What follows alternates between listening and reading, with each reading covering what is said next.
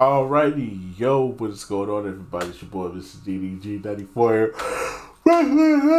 Reaction video. Today we finna react to the 2010 swag era, a weird time in hip hop. Hey man, this was a mere favorite time. This lets you know this is a mere favorite timeline in the 2010s right here. Shout out to Amir. If you was part of his live stream, then you know where I'm going with this. But this was definitely Amir's favorite time frame. What was I doing during this time? Definitely not none of this shit. Hear me and hear me good, nigga. I'm here to double down. That shit is a 2-pack of ass. The fuck are you talking about? That shit stinks. I was going through my 90s arc around this time. Around this time, I started going through my 90s arc. I was listening to 90s R&B. I was listening to 90s hip hop and all this other shit. I was going back to the 2000s. Yeah, I kind of drifted away from the rap scene for a little bit and went back to the 90s for the R&B. That's how my love for R&B started to grow more. Cause definitely the swag era was not for me.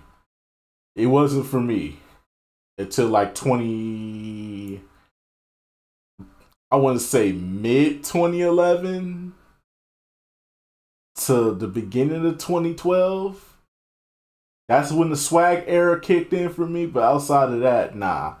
Cause back then I was polo down to the sock. I was polo down to the socks.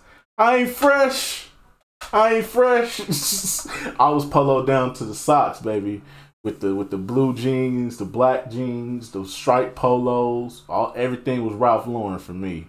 I wasn't rocking none of the skinny jeans and all that. I want to say around my senior year, I started experimenting with slim fit jeans. I wasn't rocking skinny jeans. I was rocking slim fit, meaning they're kind of like skinny jeans, but you still got a little baggage there. You know what I'm saying? Just right jeans is what I like to call them. The just right jeans. Not too baggy, not too tight. Just perfect fit. Shout out to the slim fit jeans. Anyways though, without further ado, let's get right into this video. Dark like Rob. We're recording right now. Right, this is Rangers on the get out of my way. Hey, Ranger, she smashed the homie. Oh, Ranger, that's me. We will never get another time like this again. The swag era, man. Truly one of the funnest yet weirdest times in hip hop. The time where everybody was rocking snapbacks, tight neon jeans, and taking these little goofy pictures with the saturation on max. The slang existed. People said YOLO with a straight face. That's crazy. Although the swag era had its cringy moments, it was truly a fun time in hip hop. And nothing better reflected that than the music. The music in his era ranged from partying, smoking, or just simply swag, hence the name swag rap. This was truly an interesting time. A time I don't feel gets talked about in full too often. So today, I want to speak on the swag era, from its birth out of the crank era, all the way until its death with the rise of SoundCloud rap. It's time to talk in full about this weird time and place in hip hop we call the swag era. Let's get into it. Now, most people would skip 2008 when speaking on the swag era. And it's understandable considering that Atlanta was still going strong in 2008. But it was in this year that the shift really started to take place, moving away from the crunk and more into the uppity vibe that we know as swag rap now. But me personally, I would probably even take it back to the year prior, 2007, with Soulja Boy. At least in the dancing side of things. Because from 2007, from 2015, there was a hit dance every single year. And Soulja Boy is the reason why. No debate. Going back to 2008 though, people were still rocking the baggy clothes, fitted hats, and chains that go down to the floor. All of that was still going on. What changed was the music. Starting with MIA Paper Planes. I consider this one of the first swag rap songs. From the beat, from the way she used her voice, from the vernacular, with this song being one of the first times I even heard the word swag. MIA was truly ahead of her time with this song, man. And you can even see her influencing other artists in the swag era, such as Kreayshawn. This is one of the first songs you can truly call swag rap. And it doesn't stop there, because right after this, we would get one of the first swag era anthems, Turn My Swag On by Soulja Boy. Man, when I tell you, you was not walking in your classroom without hearing somebody humming this song. You was not walking outside without hearing a chorus ride down the street. Nigga, this is my 8th grade year. This is my 8th grade year right here. Nigga, the beginning of my 8th grade year, 2008. Hop up out the bed, turn my swag on, take a look in the mirror and say, what's up? Yeah, get money. Oh, the motherfucking, oh man, the motherfucking school dances that whole fucking year, nigga, we was lit. Oh my god, bro, we was so fucking lit. All the school dances was lit when this song came on, bro. All the memories, tears coming down my eyes as we speak, bro. Just good times, bro, good vibes. Oh man, take me back. Street blasting this, and when I say there was no better feeling than waking up in the morning and having this song blast on MTV or BET, man, this song and Pepper Plains truly showed us that there was another era on the rise. But these two weren't the only ones cooking, because although they had the sound, the kids down in LA had the look. While the rest of the world was still rocking baggy clothes, they decided it was time to get some clothes that fit. Maybe a little too much.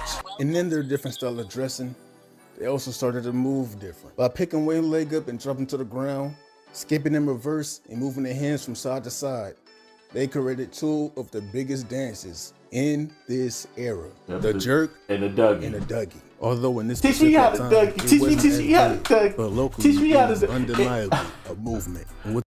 I couldn't, hey bruh, real talk, cause I was still wearing baggy jeans around this time. I was not getting into the skinny jeans trend anytime soon. But my nigga,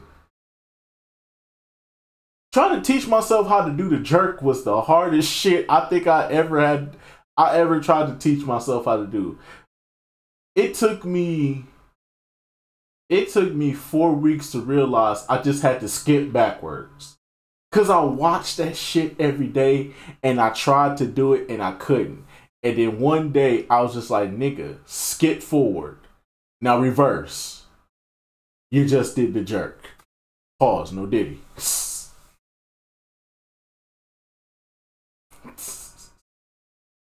Hold on a minute, player.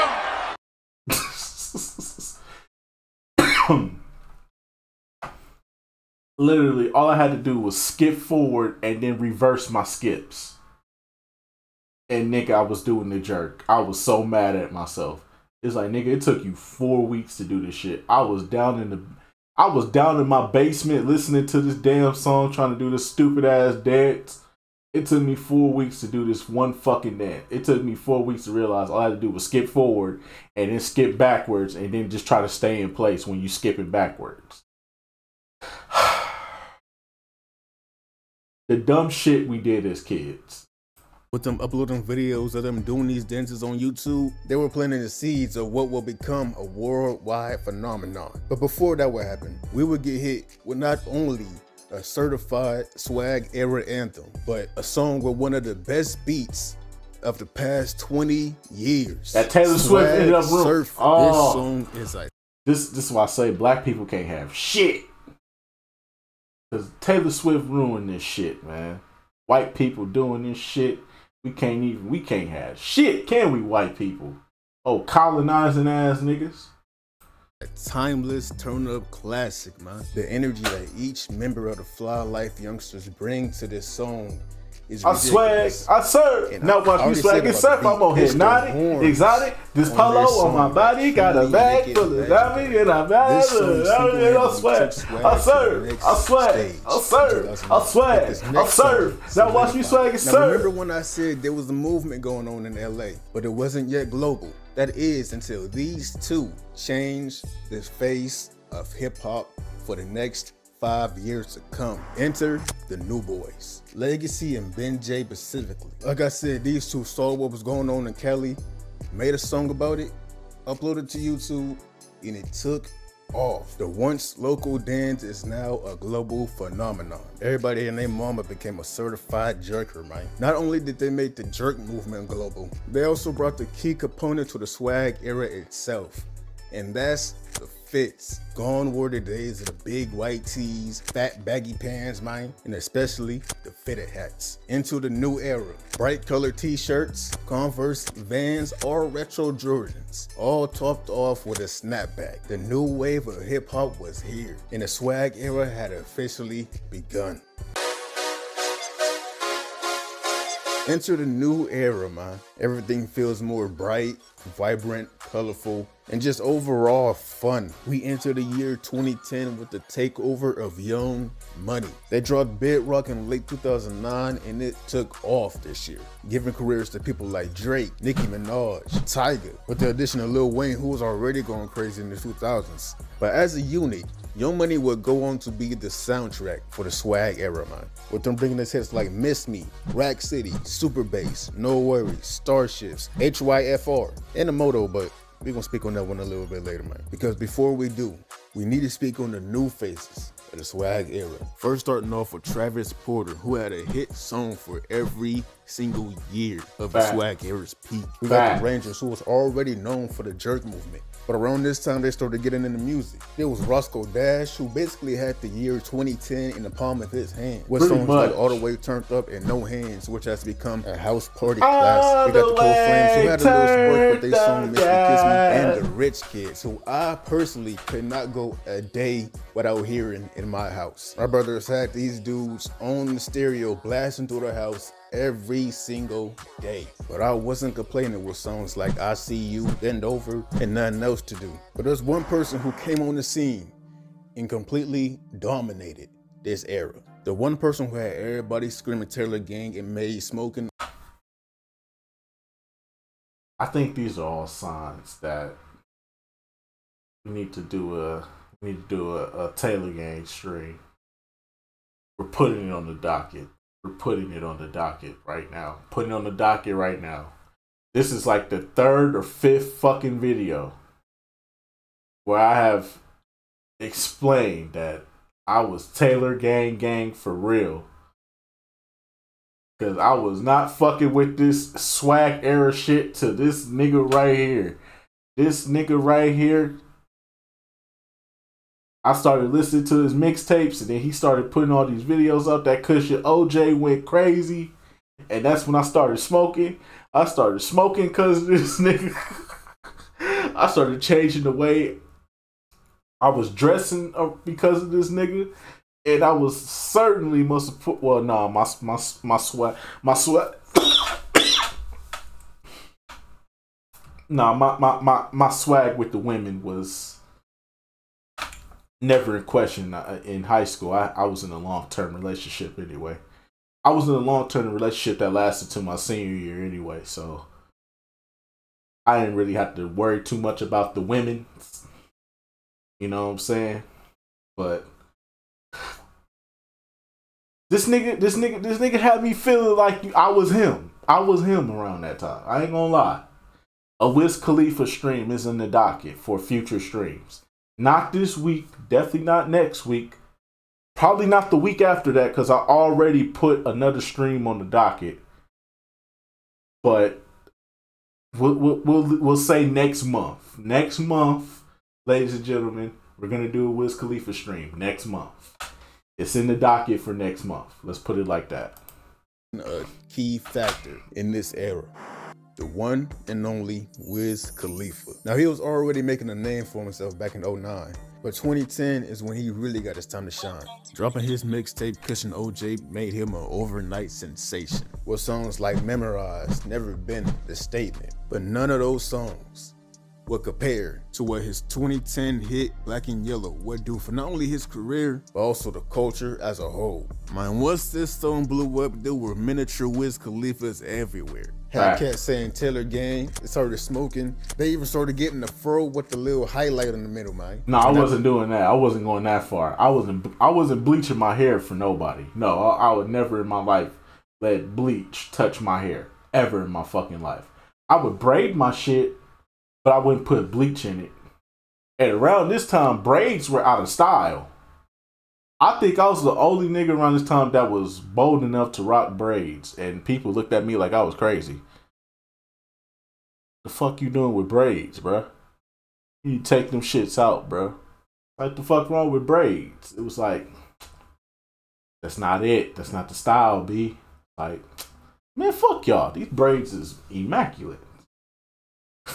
And then 2 weeks later, I went right back to the fro and the taper, just like everybody else. I hate myself. I could have remained different, man. I really could have remained different. I could have been the first nigga that was rocking braids. I could have had the ASAP Rockies. I could have had the DeMar DeRozans. I could have did all that shit, but no, I had to fold to the pressure, man.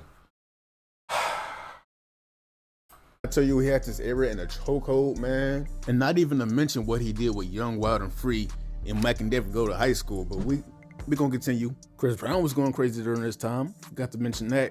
He had Deuces, Drop It Low, Look At Me Now. And matter of fact, let's get into Chris Brown. Not only Chris Brown, but light skins. Because I feel like people really be forgetting that this wasn't only just the swag era, it was also the light skin era. And Chris Brown, Tyga, and Drake ran the light skin era, bro. A lot of the stereotypes we know about light skinned people now came from this era. From the emotional thing with Drake, the pretty boy act with Chris Brown and Tyga, who basically became a duo during this time, or the F-boy mannerisms, like it really all came from these three. Mainly. And you know, speaking of Drake, let's bring him back up. Because I've mentioned the Moto like 3 times in this video already. Let's get into this. Drake's 2012 hit, The Moto. It was on the radio every day, all day, everywhere. And it was sketchy, especially Lil Wayne's part. And with this song being so big, it left its influence, specifically in the slang category. The slang that this song brought up was YOLO. You only live once. And just like that, YOLO became the catchphrase of the swag era. Literally the second most used word in the swag era, besides swag. The phrase was so big, I think somebody even made it into a song. But that's enough of the YOLO, man. Let's get into these dances. Starting off early 2010, we had the Dougie. And I already mentioned the Dougie back in the 08-09 days, but 2010 is when it really blew up. Then came the Cat Daddy, which was one of my favorites because it was the easiest one to do. People started shuffling. I personally never seen this movement, but apparently it happened. And then we had the Yeet, which is kind of forgotten about, but it was one of the first dances that introduced this new style, where the format is basically dance move, random stuff in the middle, then dance move again. The jerking was fading out during this time. So yeah, all those extravagant moves that was going on was starting to be long gone. Enter 2013, the first sign of change. As I already mentioned, the dances weren't as fun or extravagant. A lot of the swag era artists that I mentioned previously faded to obscurity, and as a effect, new artists was coming in and changing the sound. Enter the Migos with their flow and cadence, Chief Keef with the drill scene, and Speaker Knuckles with his melodic flow and his beats. The fun and colorful sound of swag rap was fading away, and as a whole, the swag era was in its final days. You missed a pivotal person in this video. You missed a very pivotal person in this video that defines what the swag era was, and that's Lil B. How the fuck did you forget Lil B, sir? I need to know. Lil B, the bass god, bro. How did you forget him, my nigga? How?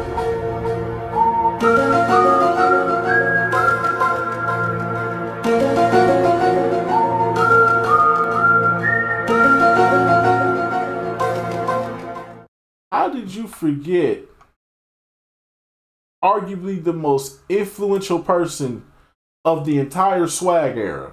now, Sway. Take a few to go. You ain't got the answers, man. You ain't got the answers. You ain't got the answers. You ain't got the answers, Sway. Kanye. I've been doing this more than you. I'm saying though, how could you forget Little B the bass god?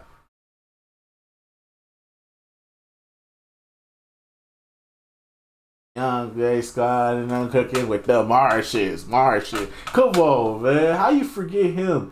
And then you didn't bring up Tyler the Creator either. Tyler the Creator and Little B were staples in this era, bro. If you're gonna bring up Wiz Khalifa, you gotta bring up Tyler the Creator. Shit, he had his own clothing line. He had a cartoon show, bro. Like, yo. Yeah, you missed out on a lot of things. I thought you was gonna cover the swag era in its entirety. The era was in its last days. Sounds were changing, and the swag was changing with it. Going with the bright color shirts, neon jeans, in with the long shirts, ripped up skinny jeans, and bucket hats. But those filtered up pictures were still going crazy though. That ain't changed. The new artists were coming in a boatload and changing the sound forever. Chief Keef, Young Thug, Rich Homie Quan, Daisy Loaf, K Camp. The older artists that managed to survive that era adapted. Things surely were changing.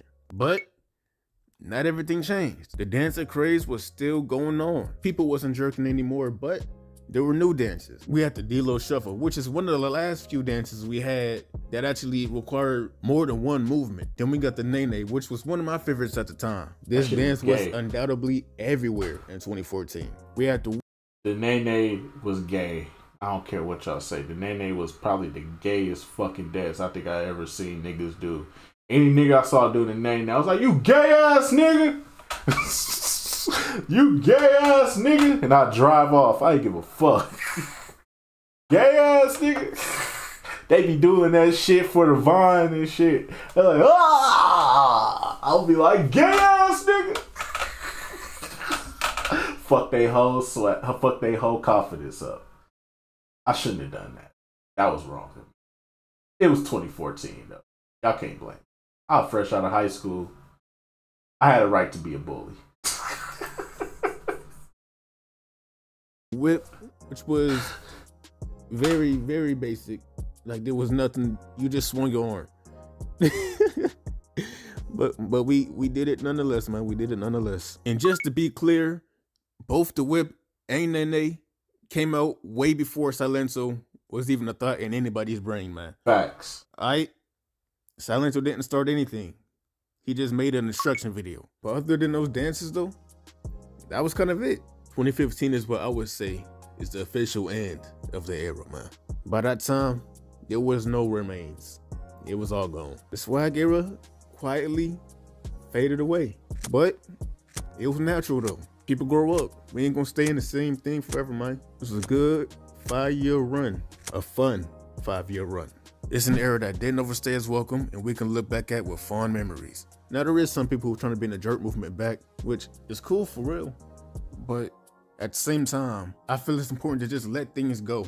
Let that time period be that time period. Let that fond memory be that fond memory. You don't want to bring it back oversaturated and then destroy it. Instead, I hope that we could bring fun back to hip hop in a new way.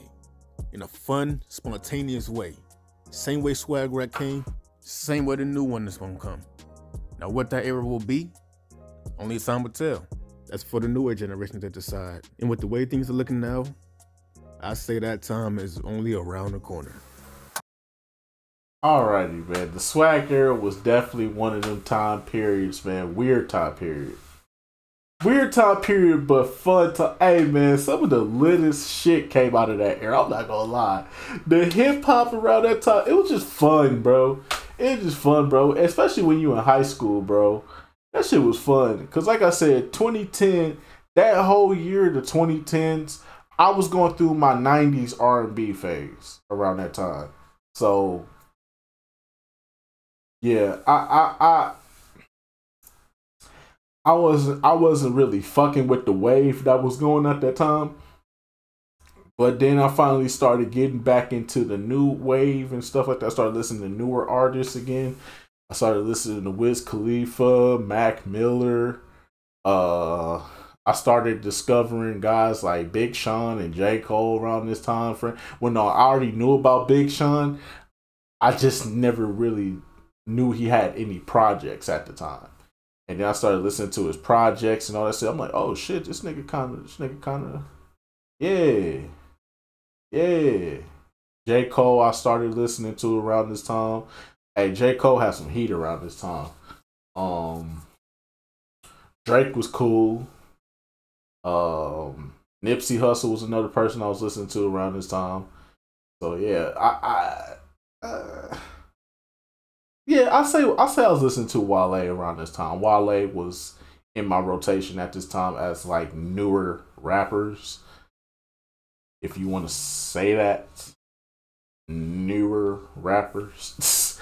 But anyways, though, man, that's just gonna about do it for this one, man. Most definitely, the swag era was a different time, just a fun time overall. Good memories, man. Back in the days when I was young, I'm not a kid anymore. But some days I sit and wish I was a kid again.